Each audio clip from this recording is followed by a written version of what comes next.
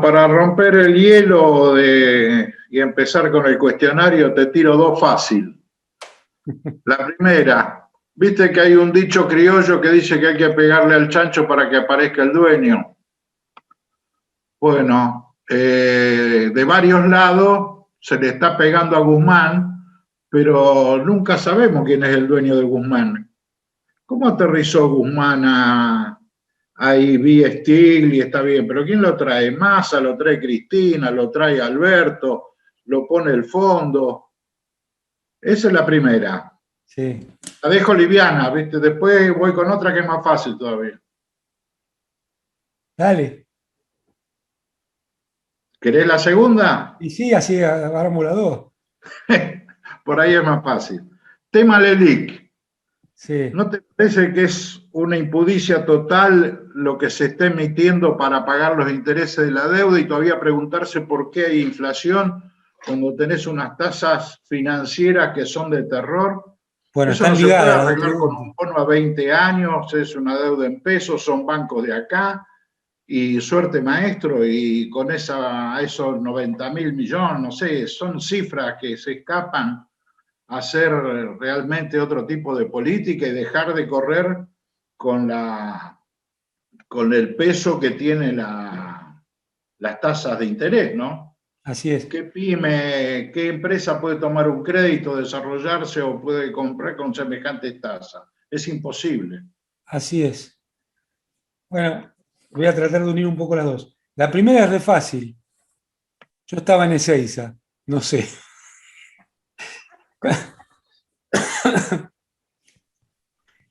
Eh, no, mirá, a mí me resulta muy raro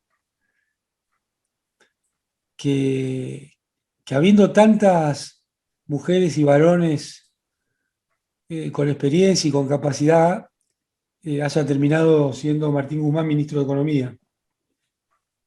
No lo conozco personalmente, pero digo una persona que aterriza en un país de golpe, bueno, es como que es demasiado difícil el puesto, son demasiadas cosas al mismo tiempo, como para encima tener que entender algunas cosas de funcionamiento y idiosincrasia, ¿no?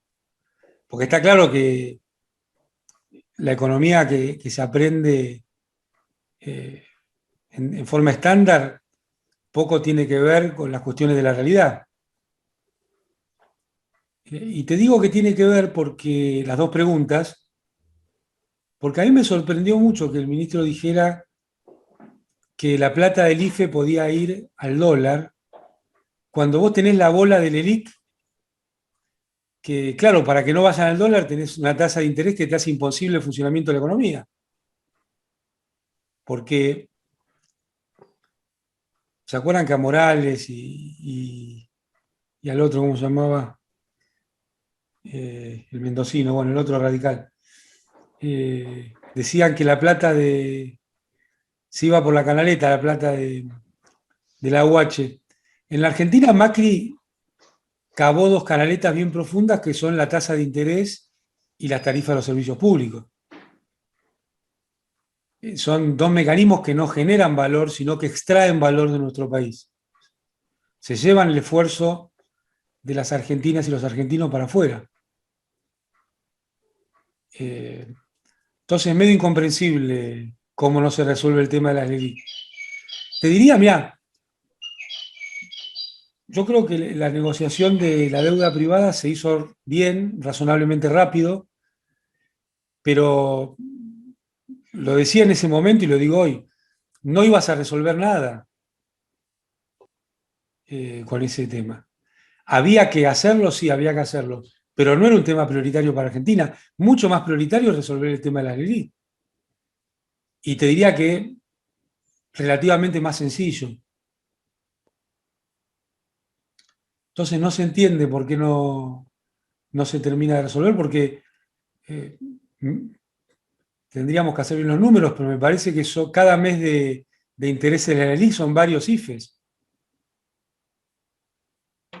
El dato que tengo yo que son 90.000 millones, o sea, dos IFES de lo que Bueno, venían pagando.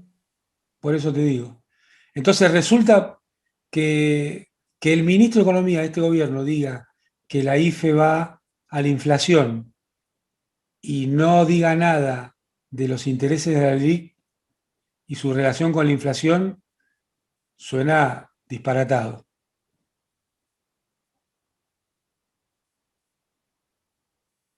¿Y el arreglo con los deudores privados no fue medio a ojo cerrado? Así arreglamos lo que está sin saber que, sin tener una revisión mínima, por lo menos eso también me hace ruidito. Bueno, la verdad es que más allá de la revisión, nosotros teníamos un horizonte de vencimientos insostenible y el arreglo que se llevó adelante te liberó 6 años, te diría que de bien para arriba. Y también es cierto que tenemos la oportunidad de, poniéndolo en términos de lo que el mercado te diría, bueno, Argentina demostró que es responsable con sus acreedores. Ahora los argentinos queremos saber la responsabilidad de los gobernantes. Y me parece que esta denuncia que anunció Alberto y que se está llevando adelante es un paso muy importante en la historia argentina. Me parece que realmente es muy valiente y muy importante. Está entre los grandes en la columna del haber del gobierno.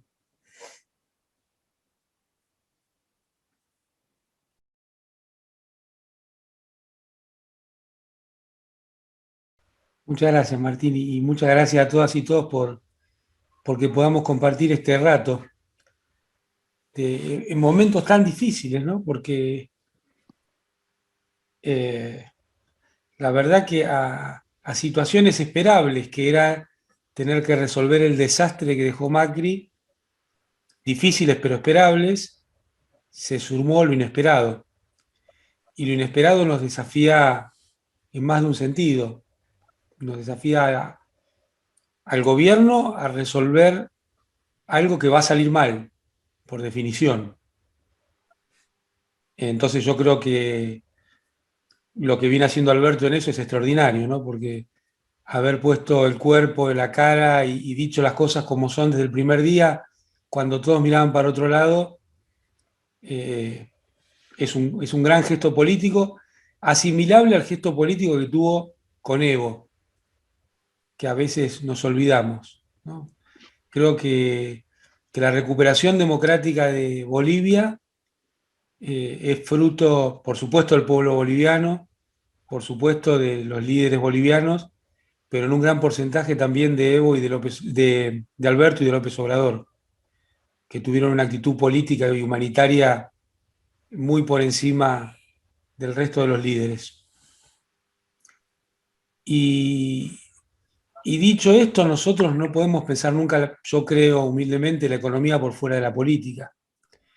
Entonces, lo primero es entender que lo más importante sigue siendo la unidad, sobre todo en un año electoral. Esa es la primera tarea política. Ahora también, al mismo tiempo, la unidad obliga a la posibilidad de hacer aportes que vayan más allá de los diagnósticos, sobre todo cuando los aportes son hechos desde la mejor intención, no para buscar un rato en televisión o buscar sobresalir en un panorama político ya por sí bastante deslucido, sino simplemente para tratar de llenar la caja de herramientas del presidente de algunas ideas y de algunas propuestas. Entonces, todo lo que algunos compañeros y yo aspiramos a pensar y decir es desde ese punto de vista. Y a mí me parece que uno de los desafíos que tenía el gobierno era recomponer los ingresos de la población. Nosotros hablábamos de un shock distributivo, la necesidad de un shock distributivo. ¿Por qué? Porque Macri había hecho pelota los salarios y las jubilaciones en sus 4 años de gobierno. Me parece que también es injusto cualquier análisis sin recordar eso, ¿no? Cuando Cristina el 9 de diciembre de 2015 dijo hasta luego, no había ninguna argentina, ningún argentino que no estuviera mejor que el día que asumió Kirchner, Néstor. Nos quisiera, no nos quisiera, nos odiara, nos querían meter preso, todas y todos los sectores estaban mejor.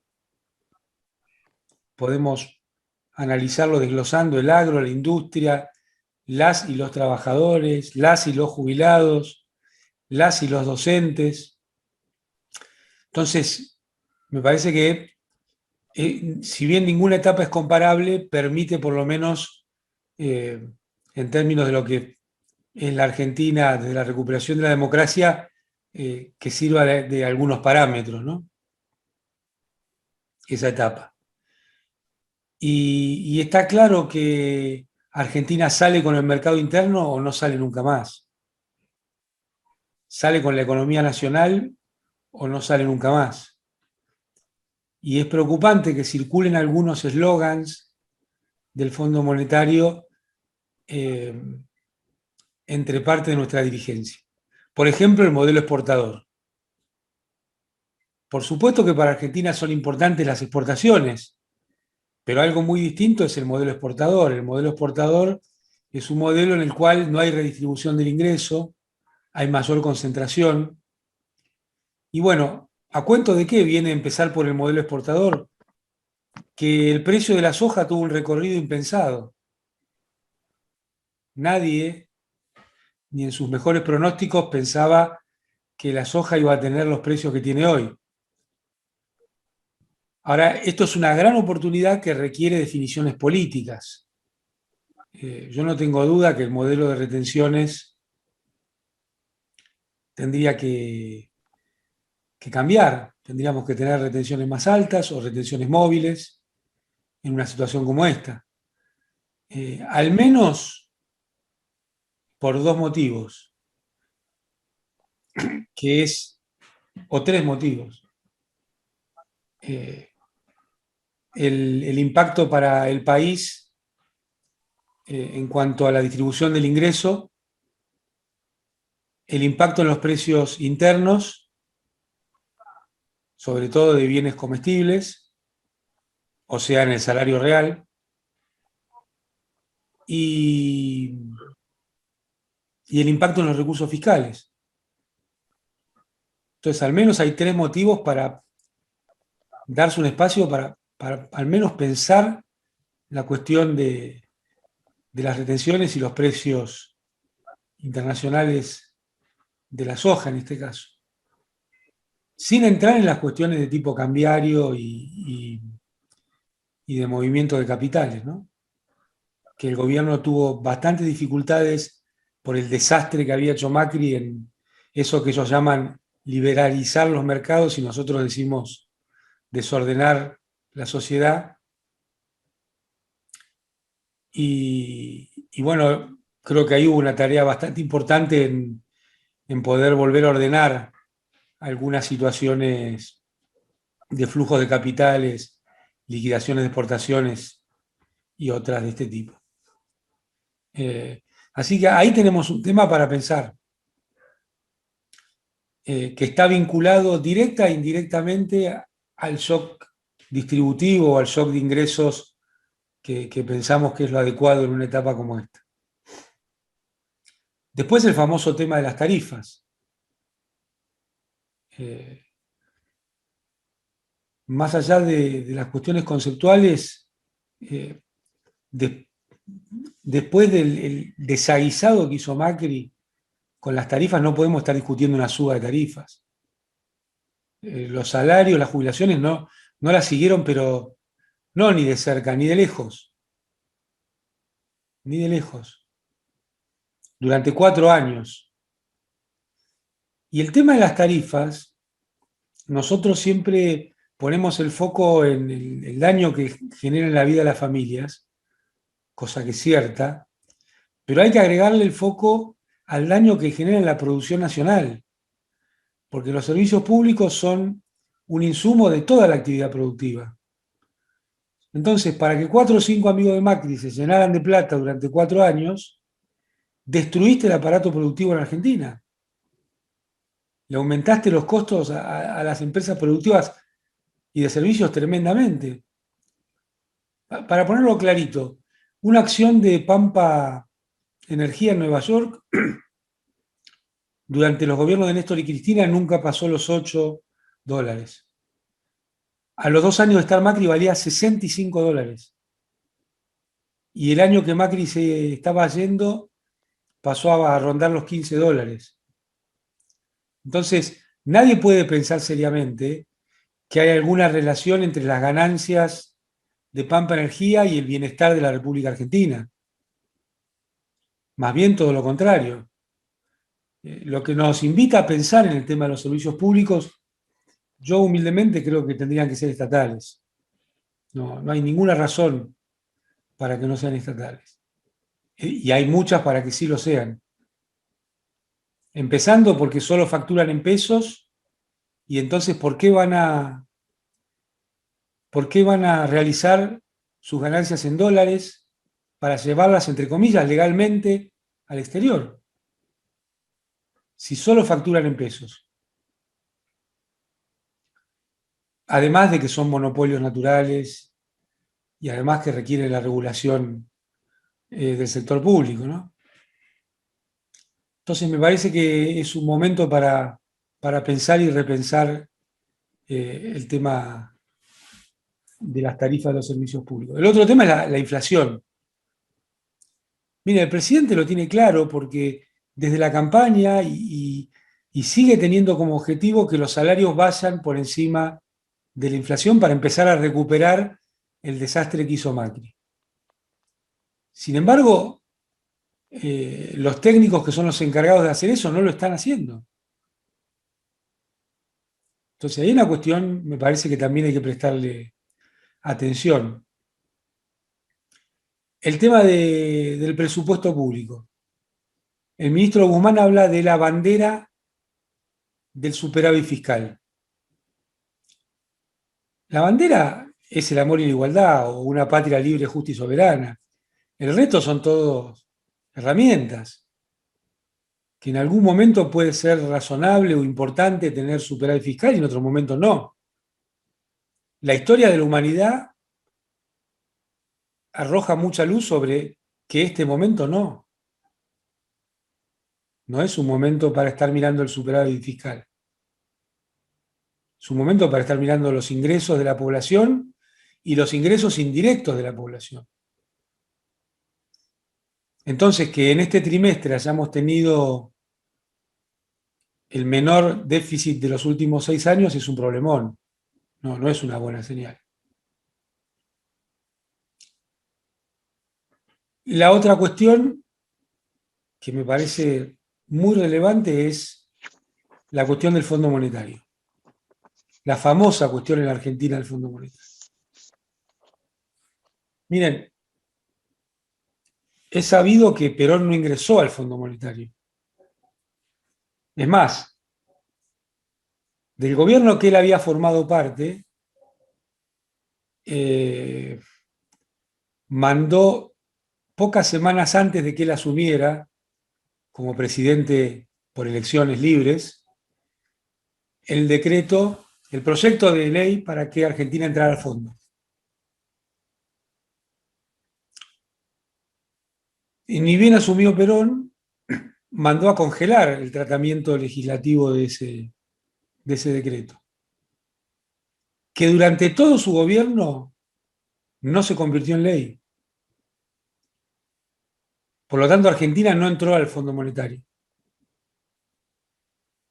Recién con la revolución fusiladora y de la mano de Prebisch, porque en Argentina los prestigios son medio extraños muchas veces, Argentina entró al Fondo Monetario y entró al endeudamiento, y cuando uno relee el informe de Prebisch parecen los mismos temas que hoy, ¿no?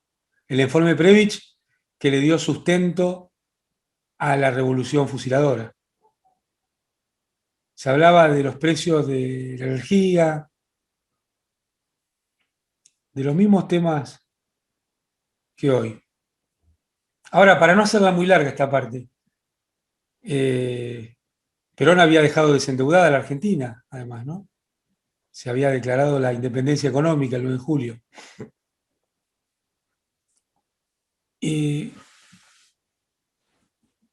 Cuando viene el golpe de la dictadura genocida cívico-militar, que siempre han sido cívico-militares, como veíamos recién, ¿no? Y al menos tan cívicos como militares. Y también hay que decirlo, para imponer el mismo modelo que trajo Mauricio Macri. Y esto no quiere decir que él llegó por medios dictatoriales, pero el objetivo era exactamente el mismo.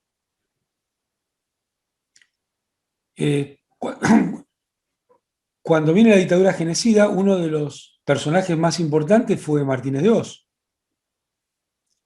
Y otra vez con el Fondo Monetario.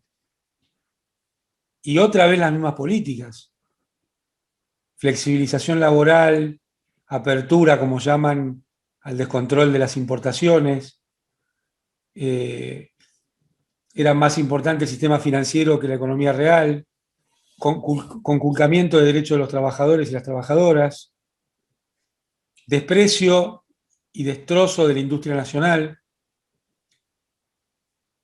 Bueno, la dictadura genocida, por supuesto que fue la responsable, y Martínez de Oz fue responsable, y Cavallo, que formaba parte, también fue responsable. Porque me parece que tenemos que empezar a decir todas las cosas. Si no, nunca terminamos de entender bien de qué hablamos. Parece que hay que quedar bien no sé con quién. Pero el Fondo Monetario también fue corresponsable. También fue corresponsable.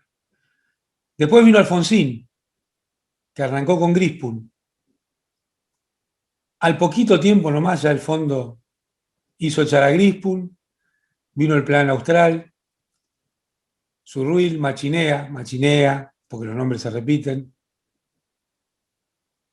Y otra vez, con el aval del fondo, destruyeron la Argentina. Alfonsín no pudo terminar su gobierno.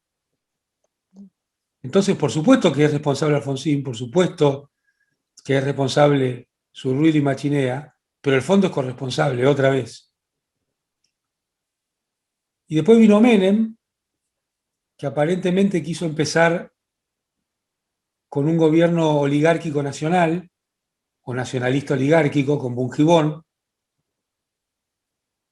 pero al poco tiempo también el fondo. Y otra vez Cavallo. Y las privatizaciones, y la flexibilización laboral, y achicar el Estado, que también era un lema de Martínez de Oz, ¿no? Achicar el Estado es agrandar la nación, decían, en esa época. Privatizó todo, hasta el sistema jubilatorio. Es decir, el ahorro de las argentinas y los argentinos. Y bueno, desindustrialización, descontrol de movimiento de capitales, desempleo masivo, falta de competitividad. Eso le abrió la puerta a la alianza de la Rúa. De la Rúa empezó con el fondo porque empezó con Machinea. Y fue un fracaso muy rapidito. Tan rápido que parece que era la mitad del gobierno, no, era la mitad de la mitad del gobierno. Y después otra vez el fondo con Cavallo 2. Ahí estaban Cavallo, Duhovne, Sturzenegger, Gerardo Morales, Patricia Bullrich, toda la troupe. Y bueno, casi nos dejan sin país, ¿no? Fíjense, cuando dicen, no, lo importante es el superávit fiscal. En un momento de recesión, buscaron superávit fiscal aplicando el 13%. ¿Se acuerdan? La ley de déficit cero, que defendía a Patricia Bullrich en la televisión. ¿Y qué era? Sacarle el 13% a las jubiladas y jubilados, a los trabajadores estatales, a las docentes, a los profesores universitarios, al presupuesto público. Nos dejaron sin país. Eso era el fondo también. Un gobierno que asesinó 60 personas en las protestas de diciembre, que tampoco se dice.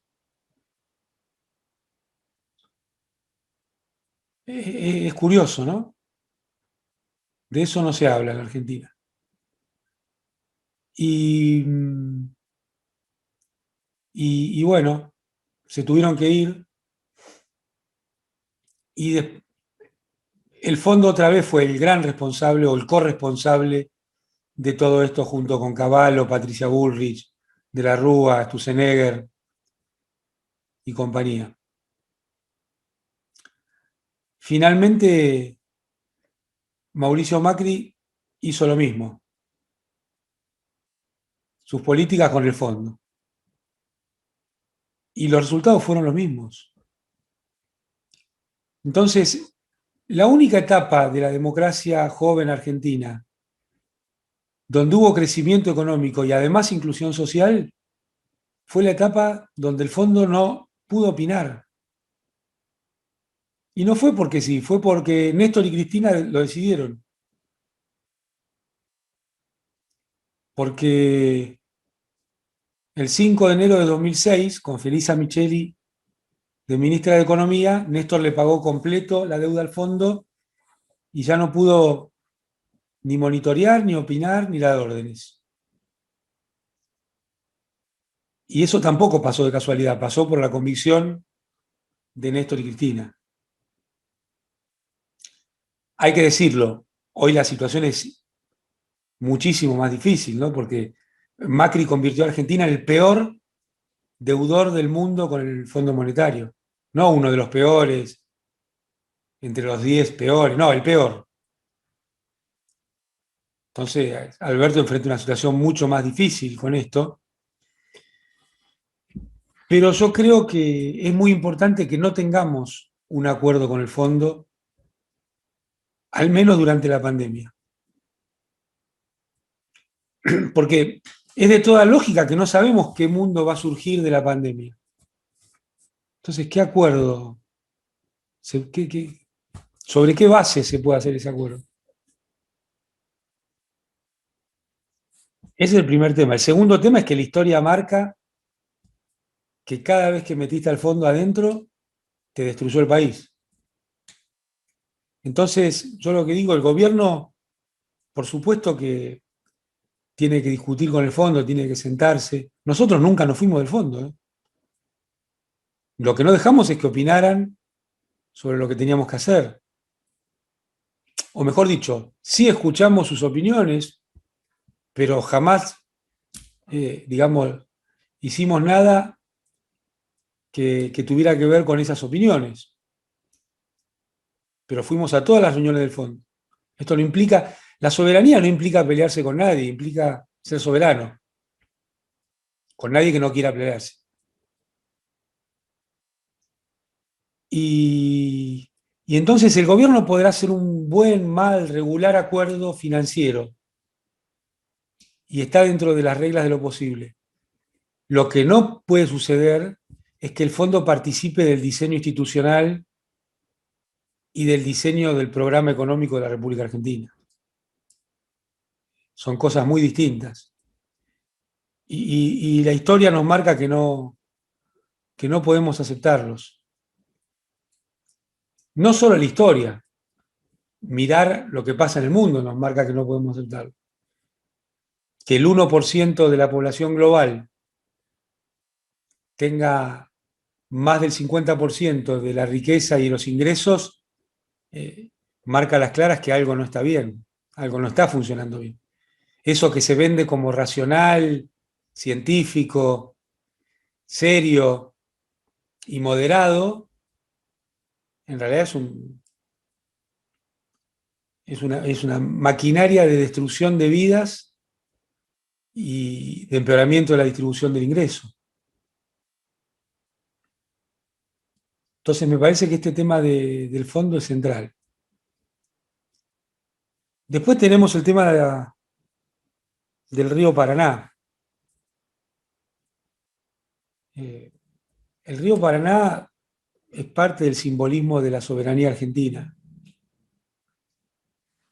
fíjense que, bueno, la vuelta de obligado, la fecha de la vuelta de obligado es cuando conmemoramos el Día de la Soberanía. Si bien se perdió esa batalla, a veces se gana perdiendo, porque finalmente se pudo desalojar a la flota franco-británica y quedó como el Día de la Soberanía. Pero hoy la situación, fíjense, ¿no? Argentina, para fortalecer su soberanía, no permitió que se navegara por sus ríos como si fueran mares abiertos. Y hoy no tenemos dos banderas, tenemos la francesa, la inglesa, pero además la norteamericana, la belga, la china, la suiza. Entonces, está claro que algo hay que hacer, algo hay que hacer, porque tiene que ver con, con nuestra aduana, con nuestros puertos, con el valor de la producción, con la no triangulación, pero también con la geopolítica. El Río de la Plata ha sido uno de los lugares del Atlántico Sur de mayor atención de la geopolítica desde tiempos cuando los europeos empezaron a venir a América.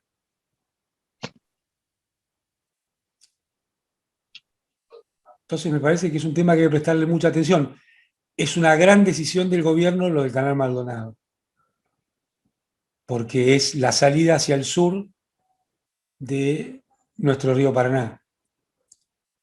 Además es una obra relativamente barata y relativamente corta, que yo creo va a tener un impacto en el transporte en la Argentina y de la producción argentina muy potente.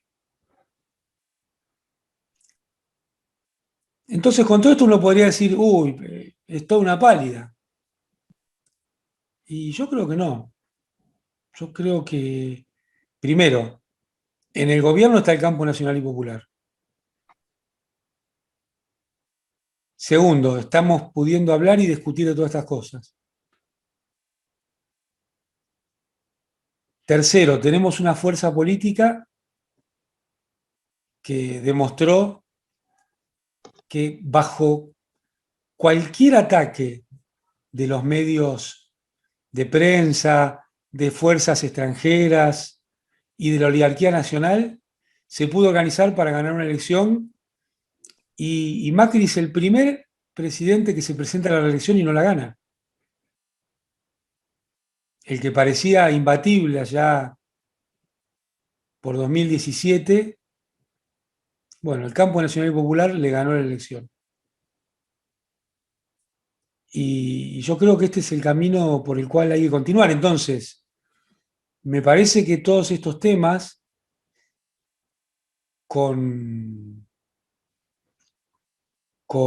propositivamente, con cuidado, con respeto, con responsabilidad, con amor por el gobierno, los tenemos que debatir y discutir.